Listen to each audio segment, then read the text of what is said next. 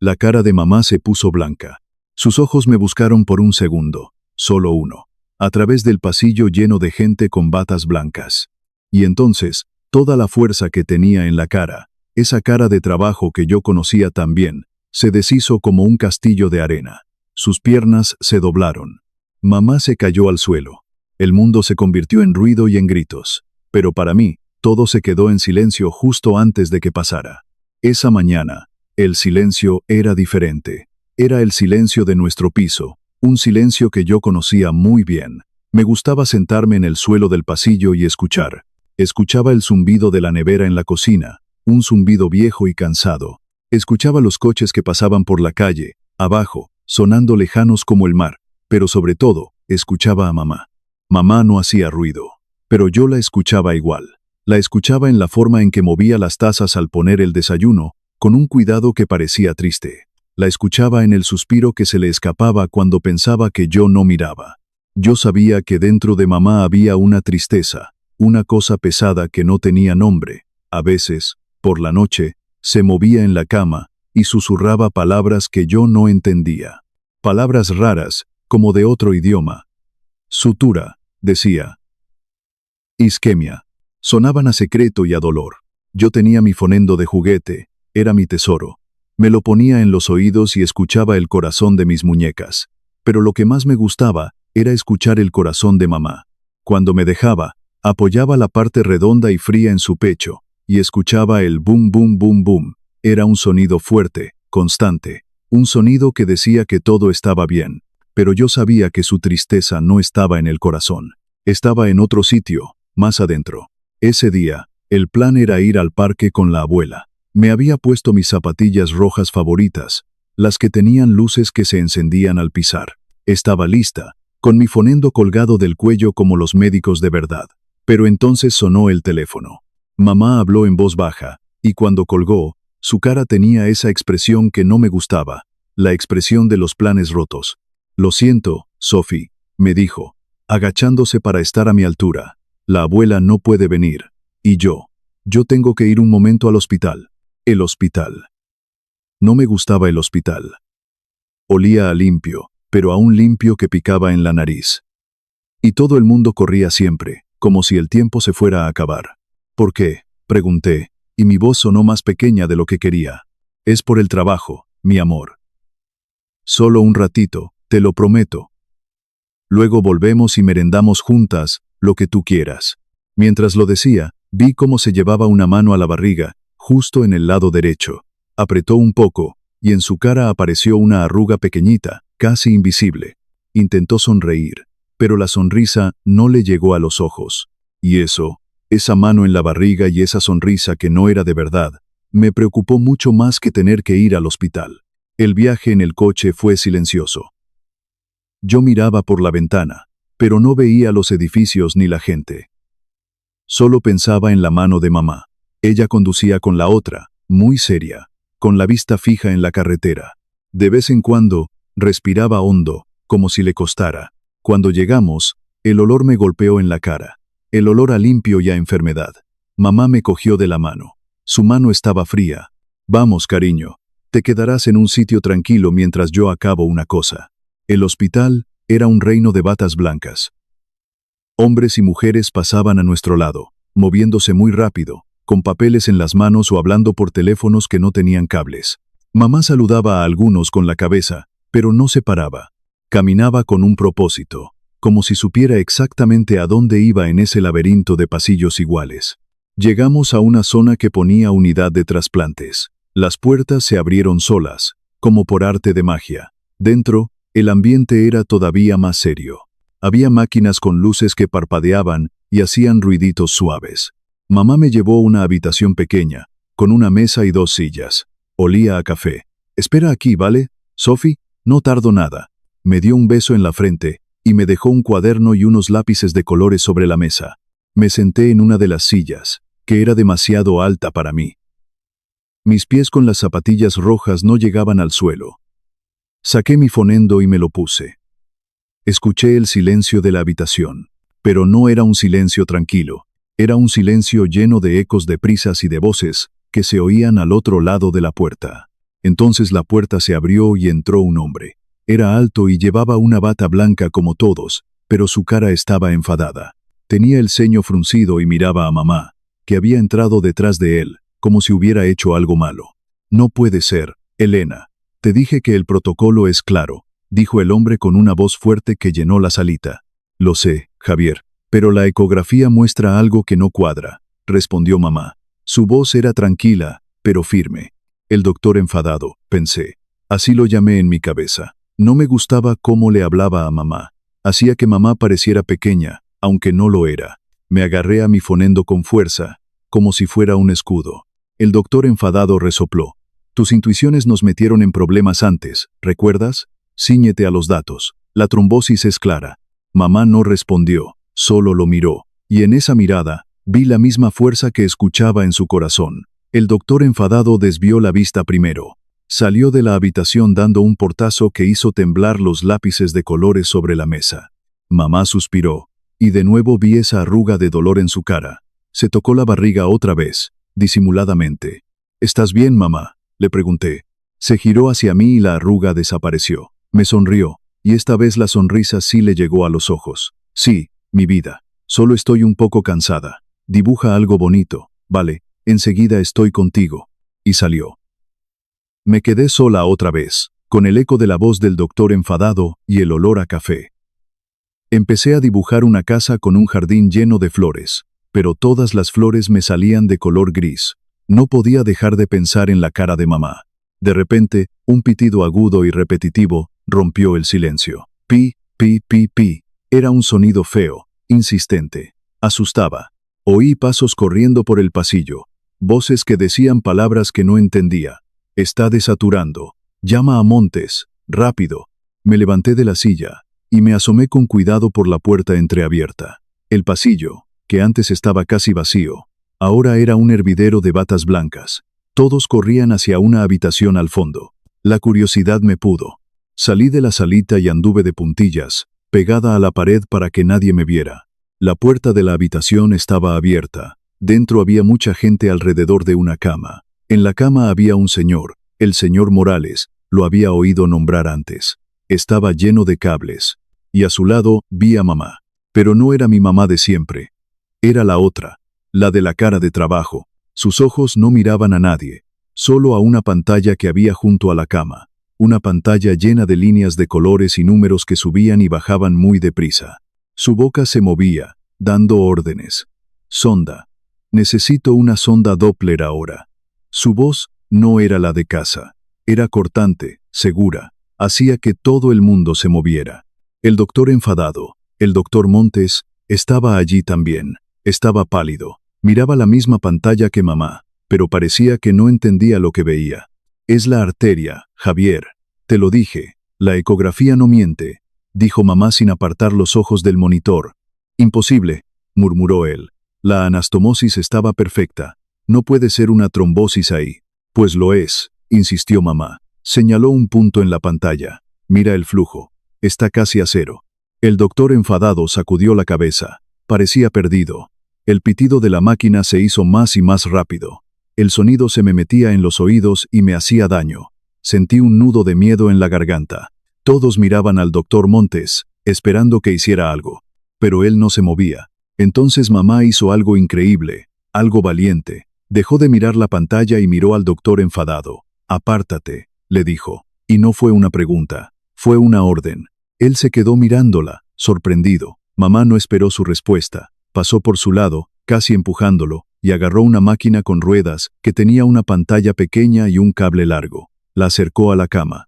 Cogió el extremo del cable, que tenía una especie de lápiz gordo, y lo apoyó sobre la barriga del señor Morales, justo donde las sábanas dejaban ver un gran apósito. Sus manos se movían con una rapidez y una seguridad que me dejaron sin aliento. Miraba la pantalla pequeña, moviendo el lápiz con una delicadeza infinita. Nadie en la habitación hacía ruido. Solo se oía el pitido horrible de la otra máquina y la respiración de mamá.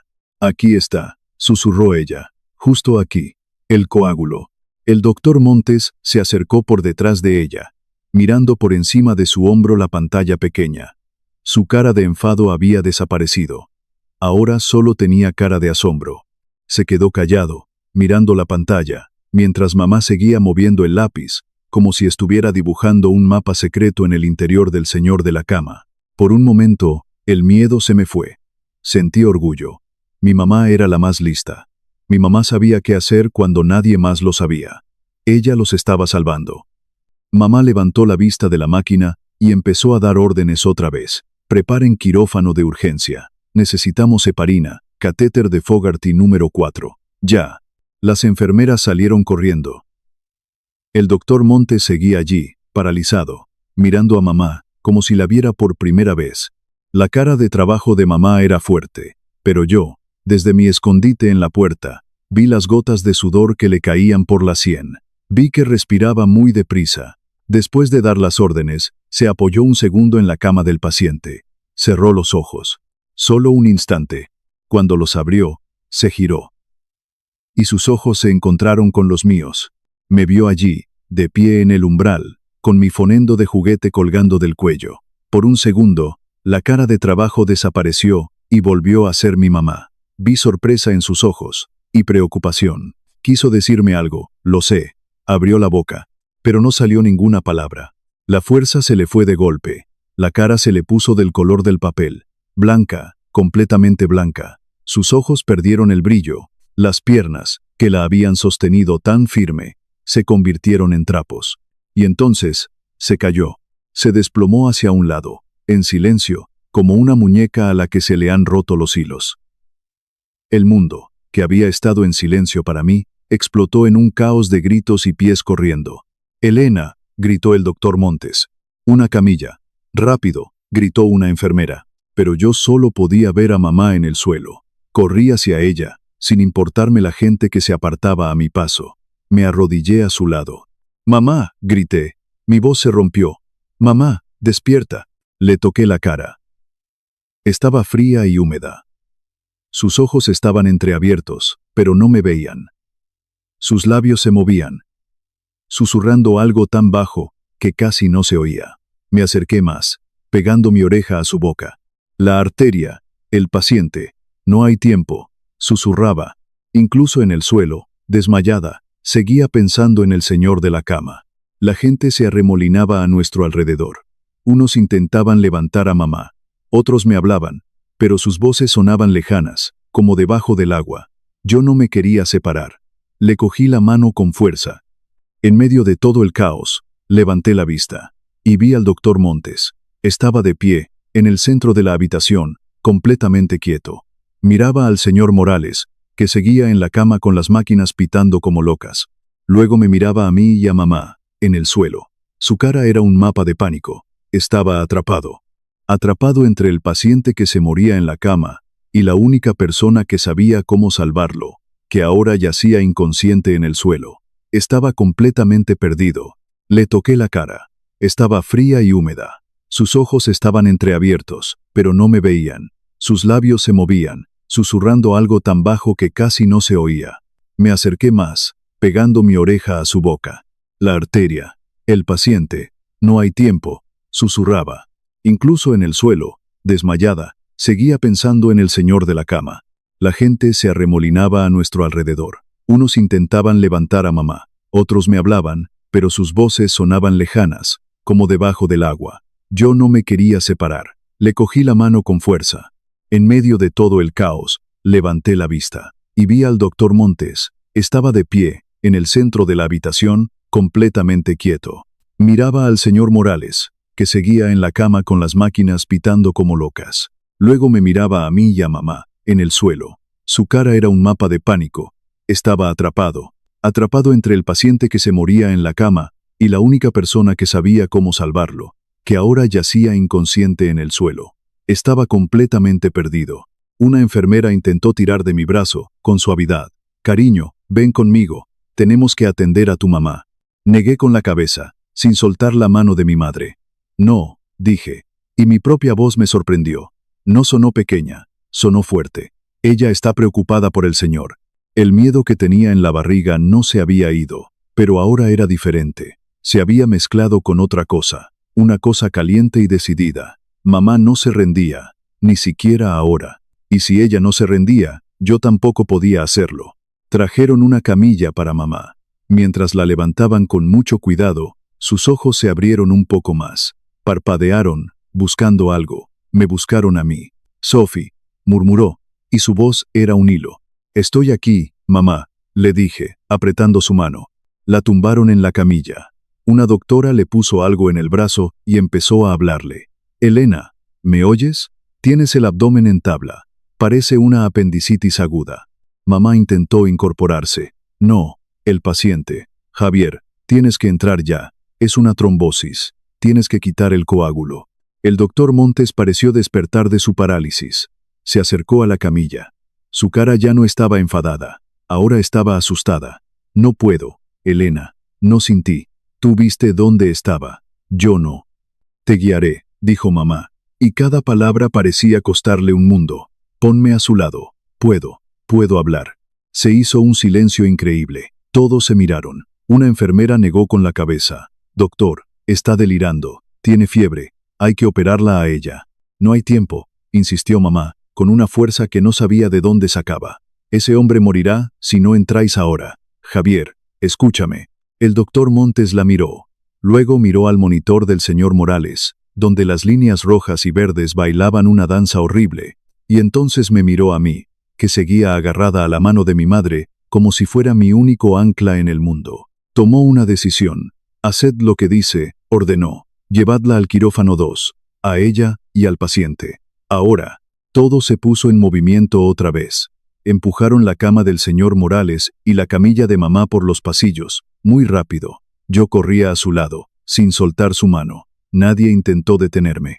Era como si de repente me hubiera vuelto invisible, o como si formara parte de todo aquello. El quirófano era una habitación enorme, fría y muy verde. Las paredes, la ropa de los médicos, las sábanas que usaban para tapar las cosas, todo era de ese color extraño. Olía todavía más a limpio que el pasillo. Pusieron la camilla de mamá justo al lado de la mesa de operaciones, donde ya estaba el señor Morales. El doctor Montes y otros médicos se pusieron mascarillas y guantes. A mí me pusieron en un rincón, en un taburete alto, pero yo no me senté. Me quedé de pie, mirando, con mi fonendo apretado en un puño. ¿Lista, Elena?, preguntó el doctor Montes. Su voz sonaba temblorosa a través de la mascarilla. Mamá asintió débilmente. Tenía los ojos cerrados, pero estaba despierta. «Lista», susurró. Empezaron. Yo no quería mirar, pero no podía apartar la vista. Vi las manos del doctor Montes, cubiertas con guantes azules, moverse sobre la barriga del señor. Vi instrumentos de metal que brillaban bajo la luz potente del techo, y escuché la voz de mamá. Al principio, su voz era clara, débil, pero clara. Bisturí del 11, abre la laparotomía con cuidado. Aspira. El doctor Montes obedecía. Sus manos, que antes parecían torpes por el pánico, ahora se movían siguiendo el ritmo de las palabras de mamá. Gasas. Separa el campo. Dame visión. Era como una canción extraña. Mamá decía una palabra, y las manos del doctor hacían un movimiento. Ahí. Usa el Doppler. Tienes que encontrar la arteria hepática. La tengo, respondió él. Sigue el trayecto. Proximal. Ahí sentirás el trombo. Con cuidado.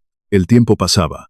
Yo no sabía cuánto. Solo oía la voz de mamá y el pitido constante de las máquinas. Pero poco a poco, la canción empezó a romperse.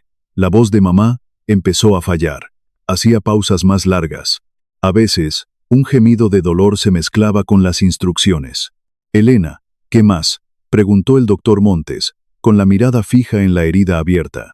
Mamá tardó en responder. El hilo, susurró, y entonces su voz cambió. Se volvió más suave, más lejana, como cuando hablaba en sueños. Sophie, mi amor, ten cuidado con la adventicia. El doctor Montes levantó la cabeza de golpe. Miró a mamá, confundido. ¿Qué? ¿Adventicia? Sophie. Se giró hacia una enfermera. Desesperado. No la entiendo. Habla de su hija. ¿Qué hago? El pánico había vuelto a su voz. Las máquinas empezaron a pitar más rápido otra vez. El nudo en mi garganta se hizo tan grande que casi no podía respirar. Y entonces, en medio del miedo, oí esa palabra otra vez. Adventicia.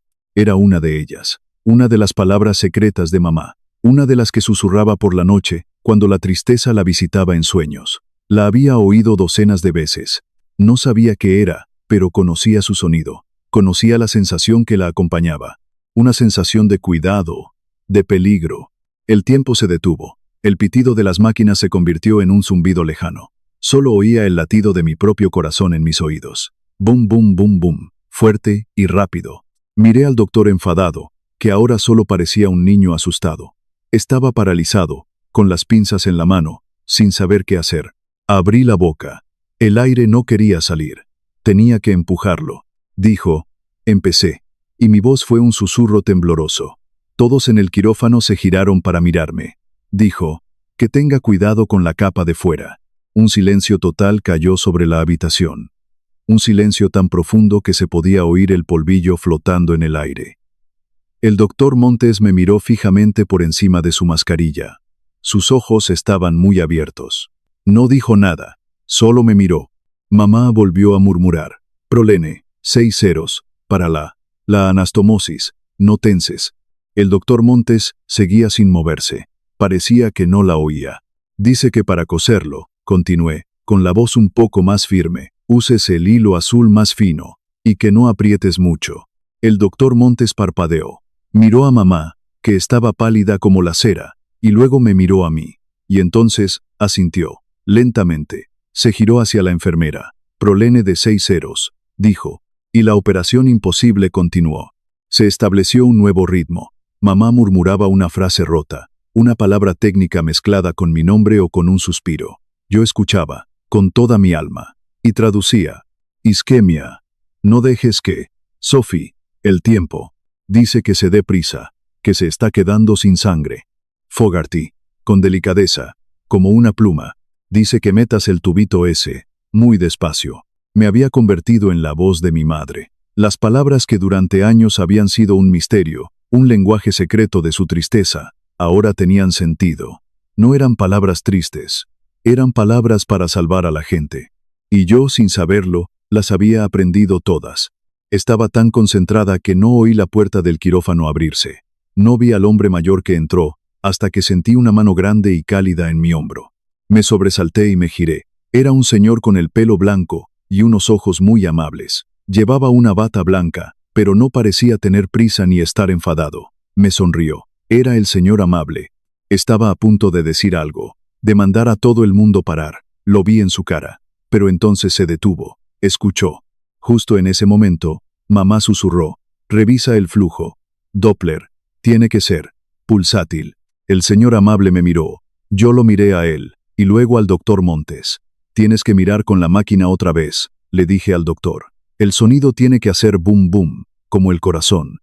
El señor amable abrió los ojos, asombrado. Miró al doctor Montes, que cogió la sonda del ecógrafo, y la aplicó. Un segundo después, un sonido llenó el quirófano. No era el pitido feo de antes. Era un latido, fuerte, rítmico. Boom boom, boom boom. El señor amable, el catedrático Soler, apretó suavemente mi hombro. Se inclinó hacia mí y me susurró al oído, para que solo yo lo oyera. Sigue, pequeña, lo estás haciendo muy bien.